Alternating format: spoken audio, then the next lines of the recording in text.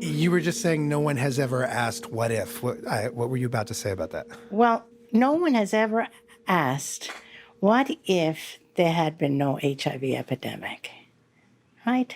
No one's ever said that. Not to me, anyway. I've been around long enough. What if I could have grown old with my brother?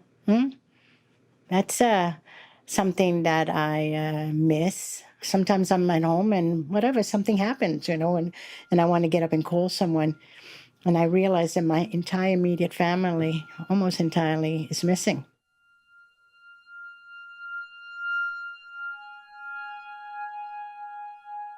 What if HIV had shown up in the U.S. and we stopped it? Could we have stopped it?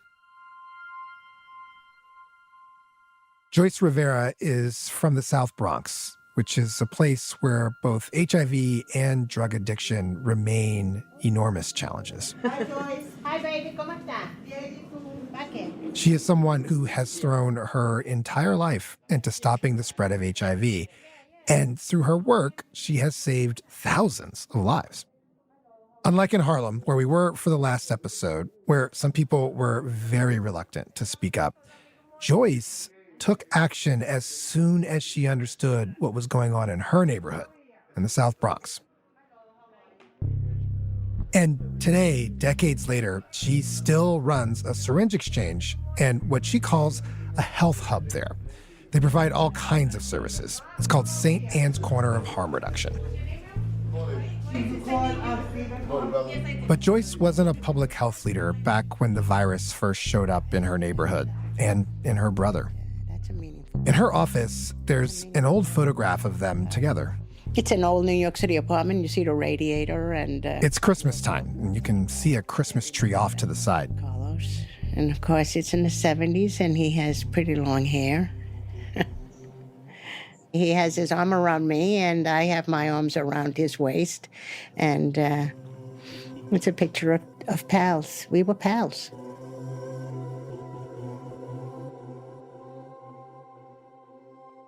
I assume you do know how he got sick in the first place? Yes, it was injection related.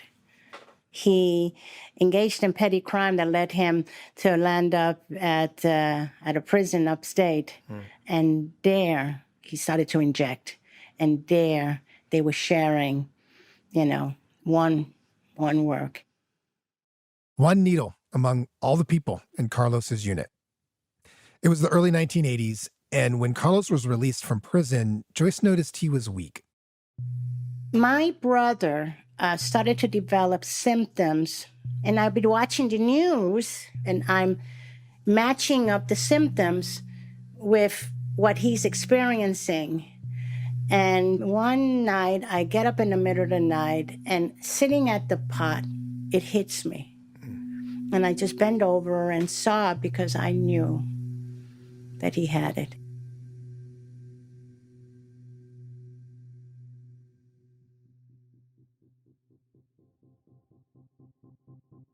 From the History Channel and WNYC, this is Blindspot, The Plague in the Shadows. Stories from the early days of AIDS and the people who refused to stay out of sight. I'm Kai Wright. What could have saved Carlos and thousands of drug users in the South Bronx alone? Joyce Rivera is going to walk us through her decades-long effort to find an answer to that question. In this episode, we look at the heroin epidemic of the 1970s and 80s and how big a role it played in the spread of HIV. The story actually begins way before HIV had a name.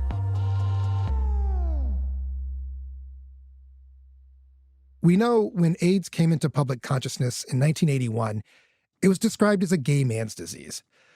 But for people who were interacting with drug users, the science started popping up years earlier.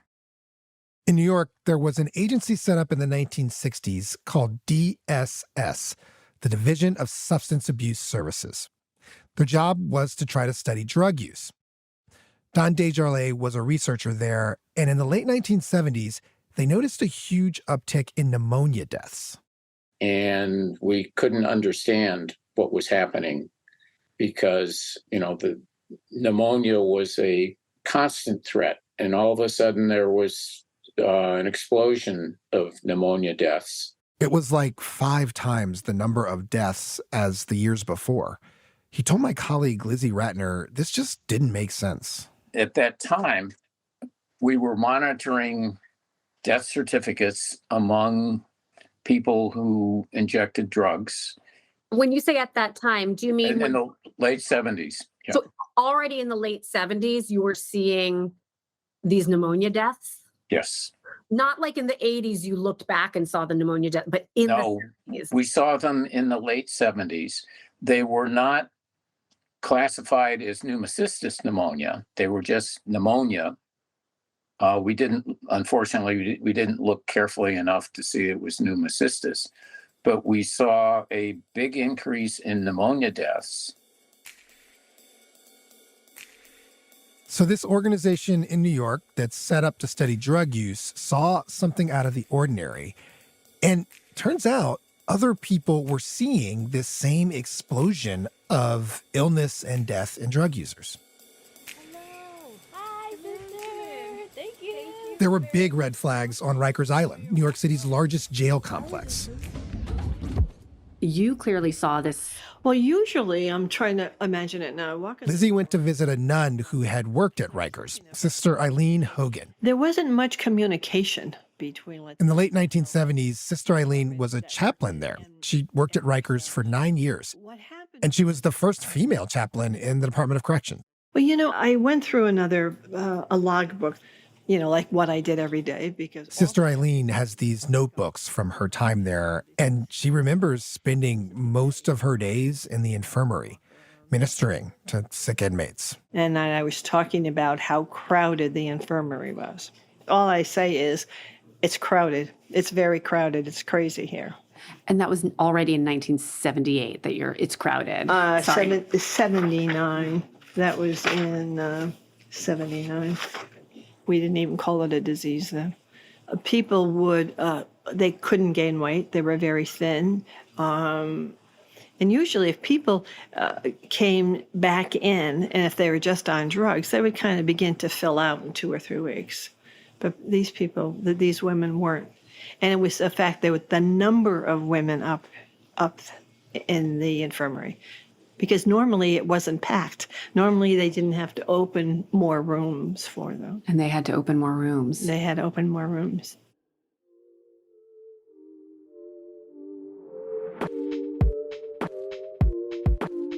So researchers studying drug users, a nun at Rikers Island, and then we met a doctor who spent most of his career in the Bronx. So you found the house? We found it. Hello. Dr. Rubenstein. R.A. Rubenstein was also seeing something new, something he'd never seen before.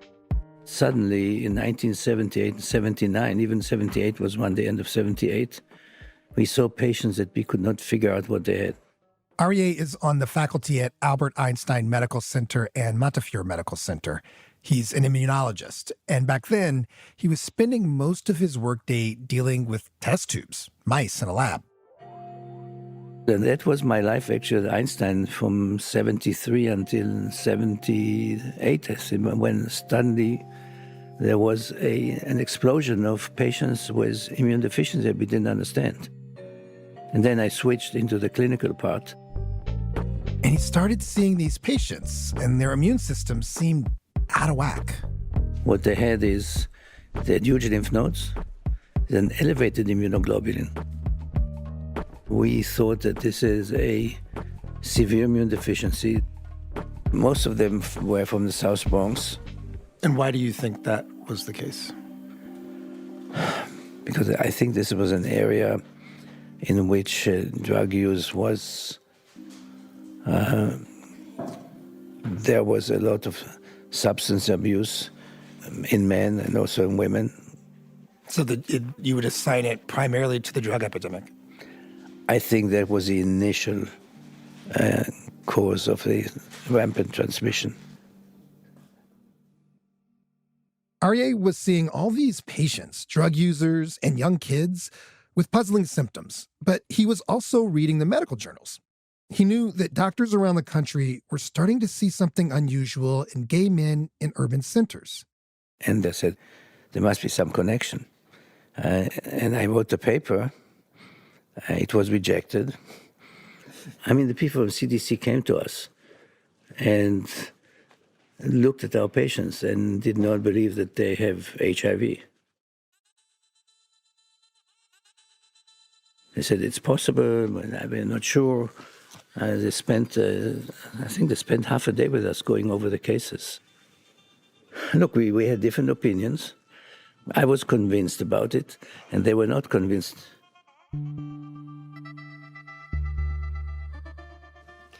I guess one of the questions we have is, would it have made a difference if people had listened sooner? Well, I think concerning the epidemic, it would have made a difference because you could have prevented sexual transmission, you could have prevented transmission through drug abuse. But regarding treatment, really had no tools at that time. There were no medications. But the spreading of the disease, it may have made an impact. Was there a particular blind spot that the medical community, you think, had that prevented them from recognizing what you recognized? I think they were focused mainly on the gay community. They didn't look behind it. And they did not look at the substance abuse community. That happened much later. Other communities were just hiding it. In the substance abusing community, for instance, South Bronx, they were getting infection, dying from the infection, dying from poverty, and it did not go out to the press. Yep, he's right. It's exactly right. Who cares about the poor? And who cared about substance users? Nobody. Joyce Rivera saw it all close up. It's very sad. It's very sad. How do you allow this infection to just be in the lifeblood of a community and basically, just let people die, let people infect each other?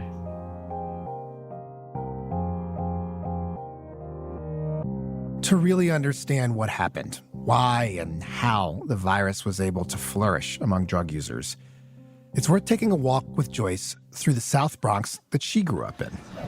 Hi. How are you? Good. How are you? Thank you so much. Thank you so much. Oh, sure. On a rainy day, Joyce bounds out of an Uber and calls out as she opens up an umbrella to protect her head of silver and pink hair. I love the pink in your hair. Is it new? Is it always there? Joyce meets our producer, Ana Gonzalez. I used to have it all purple. Oh. And then I only had She tours us around her neighborhood. I really am a city kid. I learned how to swim there. Swim in the pool? All the kids would come and we would go swimming.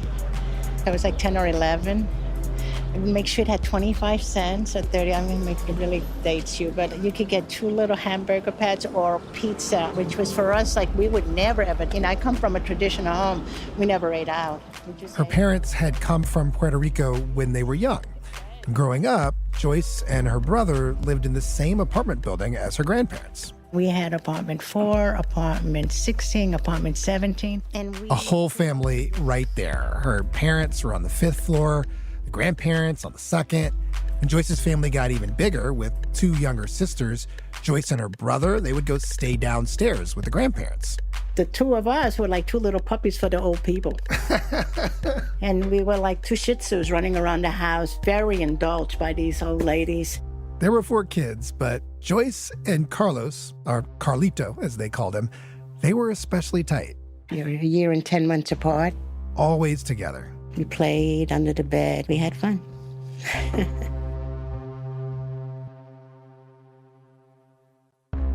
Her mom's apartment was on the top floor of the building, right by the staircase that went out onto the roof, both of which were big hangouts for people getting high. Drug users were part of the life in the neighborhood. They all knew Joyce, and they all knew her mom, Nellie, and they trusted each other. And they would knock on the door and ask you, say, Nellie, Nellie, can we have some water? And Nellie would give them water, and then they would either leave or if something bad happened, they would say, Nellie, call the cops. And I would call. But by the 70s, as Joyce finished college and started working, things had gotten a lot worse.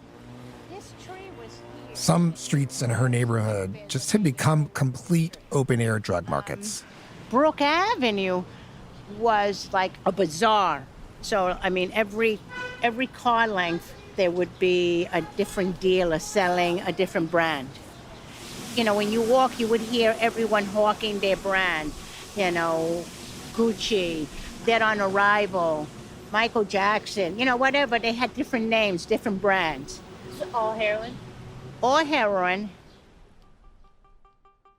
The Bronx became a central place for the distribution of heroin throughout New York City and a center for drug addiction, too.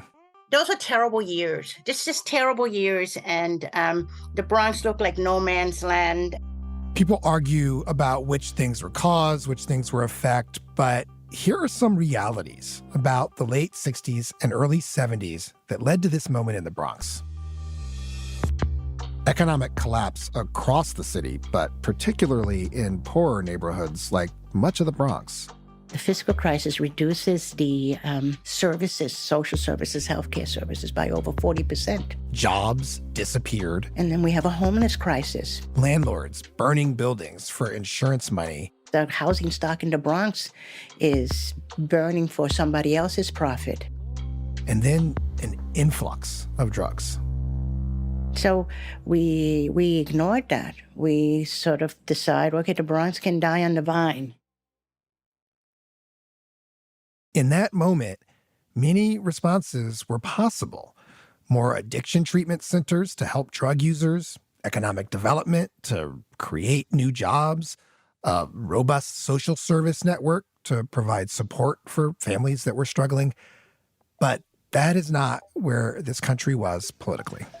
America's public enemy number one in the United States is drug abuse. This was from a speech President Nixon gave in 1971, and it kicked off what became the war on drugs. Nixon set up the Drug Enforcement Administration, the DEA, in 1973. And it becomes clear that part of what we're going to do to bring the problem of drugs down is think about not the public health issues of high rates of addiction and reuse. Robert Fullilove teaches at Columbia University's School of Public Health. No, let's think about how much drugs are leading to crime and make it a criminal justice issue.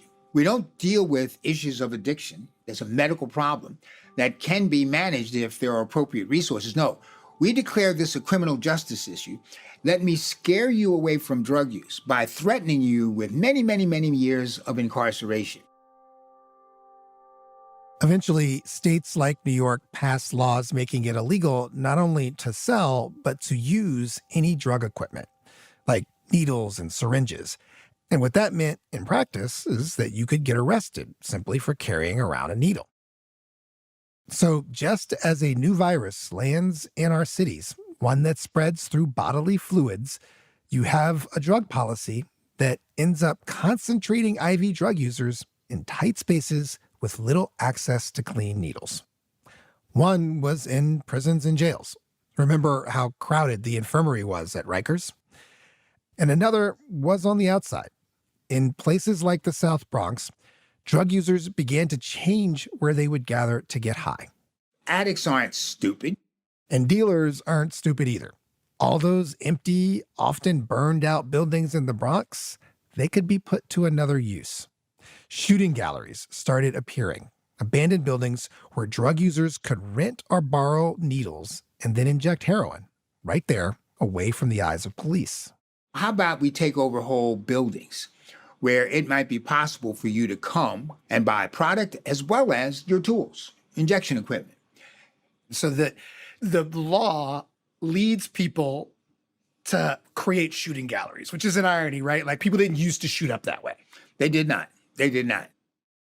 And shooting galleries brought together a group of people where needle sharing was common.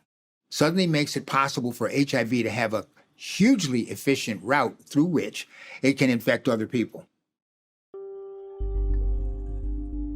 By the end of the 1980s, the highest concentration of HIV infection in the entire country was in the South Bronx. Dr. Kathy Anastos was a primary care doctor there at Montefiore Medical Center. I don't think anyone saw that it would devastate whole communities, it would devastate the gay men's community, and it really did devastate the South Bronx. She treated heart disease, diabetes, asthma, regular stuff. But a full half of her time was spent treating patients with HIV and AIDS. Well, how much patient care did I do? 6 sessions, probably, probably 40 to 50 people in a week. It was the leading cause of death for people 15 to 49, 15 to 45 for a decade at least. Injection drug use had surpassed all other risk factors as a cause of new cases of AIDS in New York State. And the thing was, there was a way to change this, to slow the rate of transmission. And it wasn't even that complicated. Remember the drug researcher Don Desjardins, the guy who saw all those pneumonia deaths in the 1970s? He said he knew a doctor at the time who offered up clean needles in his waiting room. He didn't give us the guy's name. It was definitely illegal back then. There was a long time between knowledge that the virus was being transmitted through sharing syringes, which was developed in the mid-'80s, till New York City got syringe exchange programs in 92. What do you think the consequence of that delay was? Tens to maybe hundreds of thousands of unnecessary deaths. That's a worldwide figure, not just New York City, but it might have included Joyce Rivera's brother, Carlos Rivera. Yeah, it was terrible. He died at a New York hospital. My brother was just 31 years old.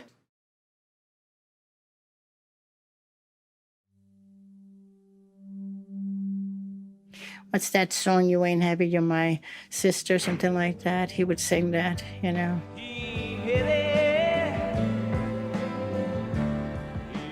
Mm-hmm.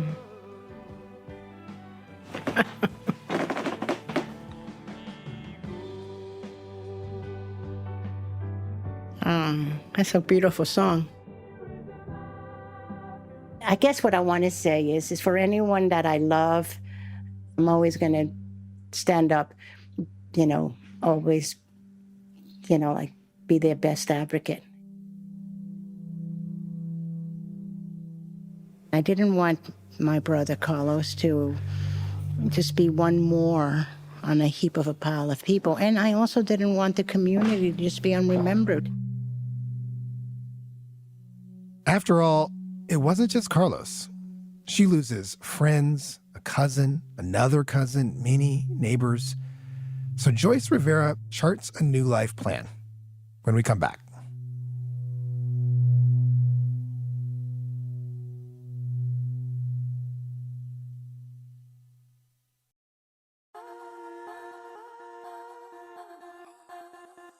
You're listening to Blindspot, The Plague in the Shadows. Joyce Rivera didn't see anybody coming around doing anything to stop the mounting death toll in her neighborhood. It's the late 1980s. HIV and AIDS are a leading cause of death in the Bronx at this time. In Harlem, a neighborhood with more political clout, needle exchange was a no-go. That's the story we told you in the last episode. But there was nothing getting in Joyce's way. She was studying political science in graduate school. She quit. And after her brother's death, she looked around and decided she needed to deal with problems closer to home. So when I look at people who decided to do their own thing, I like those people.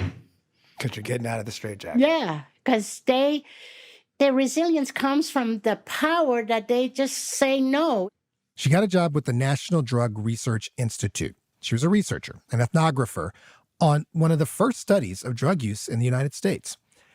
And she ended up meeting a drug dealer, a guy who went by the name Cousin. He worked with his cousin, and between the two of them, they were bringing in about $3.6 million a year from their drug trade. The first time I met this man, I met him behind the barrel of a gun. All right, to go down to meet this guy, one of his security guards had a gun. And I said to myself, whoa, what did you get yourself into now? You know?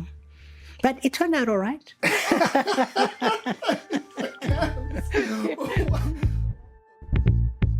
We found Couson at a prison in Pennsylvania. He is now serving life on 13 counts plus 185 years on a slew of charges that would make Tony Soprano blush. Murder, kidnapping, distributing heroin, you get the idea. We wanted to hear his side of the story, though. What did he see in Joyce? This call is from federal prison. You will not be charged for this call. Couson has a case that's still pending, so he wasn't willing to talk on the record. But he told us he remembers Joyce, and she remembers him. He looked like a Latino man, my complexion, slender, someone who is burning a lot of calories. And he looked like a guy with power. The power to make stuff happen in a place that had been abandoned by the people who were officially in charge. I made an appointment, put him in my calendar, you know? I mean, how about next Tuesday? Can we meet? Oh, yeah, I'll be here. Okay, great. And then I'd come, and I'd have my car, and I'd say, well, get in, we'll drive around, we'll talk. Now, Joyce knew what she was dealing with. I don't want to tell you that I in any way romanticize. This was a man who solved disagreements with violence. But she realized he could help her, and they might help the community combat HIV and AIDS. I mean, obviously, I hated drug dealers because my brother had just died of HIV/AIDS, you know, through drugs. And I was furious around all of that. But I'm teaching him about HIV/AIDS, and he wants to know, well, what can I do about it? And of course, I have a ready answer. She says, give out free, clean syringes with each heroin sale. No way, he says. He does not want to get that involved. But he has another idea. That I should do it in his spot. Couson wouldn't hand out the needles himself, but he'd make a space for Joyce to do it. And he says, no, we'll close up for you. And he did. For a couple hours every week, the drug trade stopped. And that same location became what you might call a pop-up DIY public health site. And then he said, you have any business cards? I said, no. He says, make some.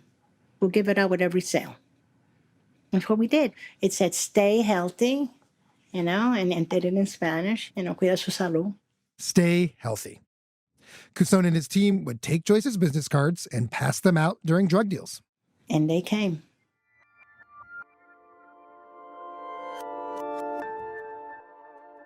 That first Saturday in spring of 1990, Joyce drove her hatchback down to the park and unloaded boxes of literature about HIV transmission and boxes and boxes of clean syringes. Hold on. This tree was here. This was a big drug dealing spot. This was like... She placed them on 3 tables and held them down with rocks and bricks from the park. And true to his word, Couson was not there, but his men were. They unpacked my car and they stood sort of like, you know, sentinels. And it occurred to me that people had to learn to exchange syringes. Because this had never happened before. Because this had not. In a way, their sentinels allowed me to create a line that somewhat mimicked the lines that they had for the drug dealing. Joyce's DIY needle exchange in partnership with a drug kingpin was a success. In fact, it was so successful, Joyce ran out of those little red sharps containers that you put used needles in. So she put out the word she needed help, and help came. Then the grandmas came with their bottles of detergent. Just store the used needles. And then in those lines that they brought me those bottles, they talked about their despair about having a daughter that was in jail. Needle exchange was still illegal in New York City, and at this point, Joyce was totally improvising. She cashed out her retirement fund to keep the work afloat. It wasn't a lot of money, but, you know, it was like, you know, $15K. Soon, it wasn't just the grandmothers in line. People came with, you know, evident HIV, right, and sickness. This time, she found a physician's assistant from Beth Israel to help people get tested for HIV, which wasn't so easy back then. When Joyce says she runs a health hub now, where you can get lunch as well as a flu shot, this is where it started. But, of course, drug dealers are not the most reliable people on earth. Couson and his cousin were fighting, and eventually Couson was charged with hiring someone to murder his cousin. The local police, who had basically been turning a blind eye to this free syringe exchange operation, they told Joyce she had to cut it out. She couldn't keep operating here. So now Joyce had a mini outdoor public health one-stop shop for drug users with nowhere to put it. She had to find someone to help. And someone told her to turn to, of all things, a local church. A guy named Luis. Oh, there he is. There he is. Mi amor. I'm Father Luis Barrio. Even though she never made her first communion and rarely went to church, Joyce Rivera is strategic. She was not afraid to use the church. Father Luis Barrios was the priest of the Episcopal Church a few blocks up the street. He was already making a name for himself as a bit of a radical. What I bring to the pulpit is activism. You don't get the community inside the church. You get the church inside the community. Father Barrios had seen Joyce at her pop-up needle exchange, and he could tell she was a powerful person. I knew all the drug users in the community, but I never saw them in a line and so organized. So she's giving out needles and condoms, and I say, oh, this is very interesting. And then later we talk. And he said, listen, this is what we're going to do. And he used a word in Spanish, truco. Vamos a hacer este truco. Let's trick them. Let's just move this operation up the block to outside of St. Anne's, because the police, they're not going to cross onto church grounds. You'll be safe in here. Father Barrios isn't just a priest. He teaches psychology and Latin American studies at CUNY. And he was drawn to Joyce in part because his story was a lot like hers. With Joyce, she lost her brother. With me, I lost 3 brothers, HIV/AIDS. They were infected in New York City, in the South Bronx. Do you know how they contracted it? Dirty needles. That was it. We always had the hypothesis, well, it can be, sex can be, but no, they were sharing needles, dirty needles. And then the other 3 died of overdose. Father Barrios gave Joyce an office inside the church building. This is where your office used to be. Well, there were 2 desks in here. Yeah. It was a tiny room across from the priest's office. Luis, this was the closet where we kept the syringes. Joyce was one of a bunch of activists and community groups. Theater, off Broadway theater. The Rainbow Office, Right. the LGBTQ We had that an we created. LGBTQ office. In the midst of all of the sorrow and struggle, this place radiated all this life. Everybody- Father Barrios encouraged a certain ecclesiastical creativity. One time, he told her to store the used needles in the crypt below the church. You would bury them? No, we didn't bury them. We just kept them there until we could find a place to discard them. I didn't have a relationship. Another time, he got involved. He knew that if people felt like the needles and condoms were blessed, they would be more likely to use them. I still think that we are the only one who blessed the needles and the condom. Some people came back asking. Please bless them. So he said, okay, put your hands. Father Barrios extends his hands as he remembers the prayer. We're going to bless these needles and this condom. And just say, God, the preservation of life, this is what we're going to do. Bless us. And some people really believe. That's his ministry. He reminds everyone that they have God inside them.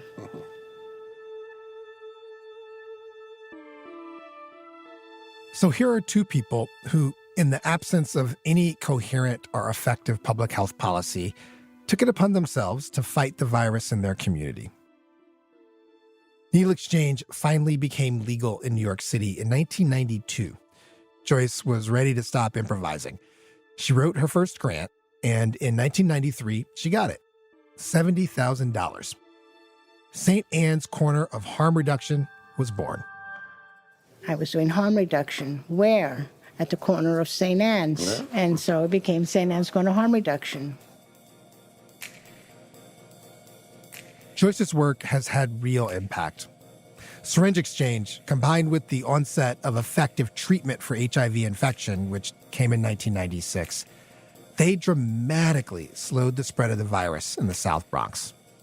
St. Anne's still has a van that parks on corners, offering up free needles. And this is our syringe exchange right now.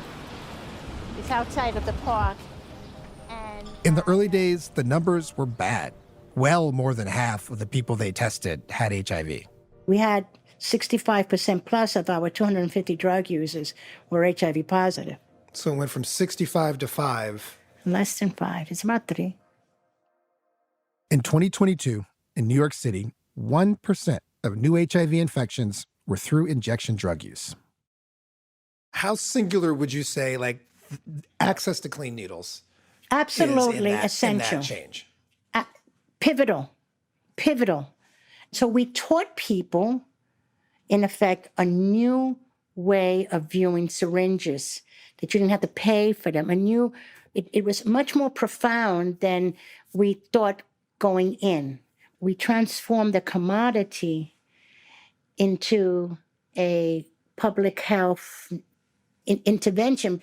The syringe lost its dollar value, and it became a human endeavor. It had a humanistic value like that.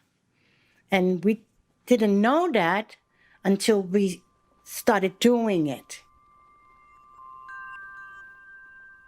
The work has made me touch my own humanity in so many ways that it has transformed.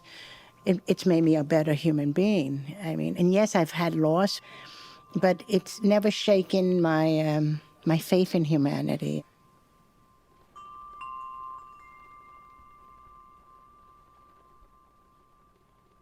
Today, Joyce Rivera is turning her focus toward another danger for drug users. The South Bronx is now ground zero in New York City for overdoses. Joyce is trying to open a safe injection site.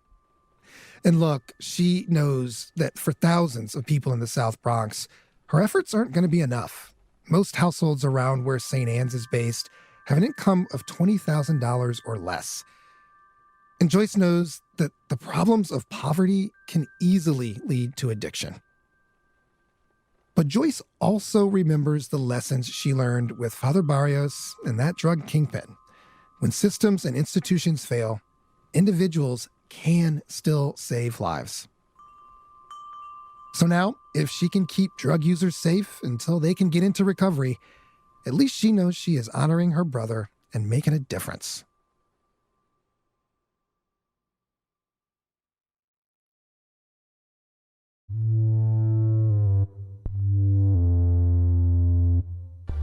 Next time on Blindspot, living with HIV today.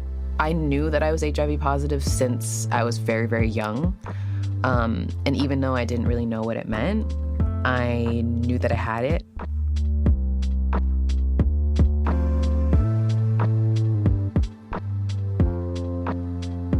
Blindspot, The Plague in the Shadows is a co-production of the History Channel and WNYC Studios in collaboration with The Nation magazine. Our team includes Emily Botine, Karen Frillman, Anna Gonzalez, Sophie Hurwitz, Lizzie Ratner, Christian Reedy, and myself, Kai Wright. Our advisors are Amanda Aronchik, Howard Gertler, Jenny Lawton, Marianne McCune, Yoruba Richin, and Linda Villarosa. Music and sound design by Jared Paul. Additional music by Isaac Jones. And additional engineering by Mike Kutchman. Our executive producers at the History Channel are Jesse Katz, Eli Lehrer, and Mike Stiller. Thanks to Miriam Barnard, Lauren Cooperman, Andy Lancet, and Kenya Young. I'm Kai Wright. You can also find me hosting Notes from America live on public radio stations each Sunday, or check us out wherever you get your podcasts. And thanks for listening.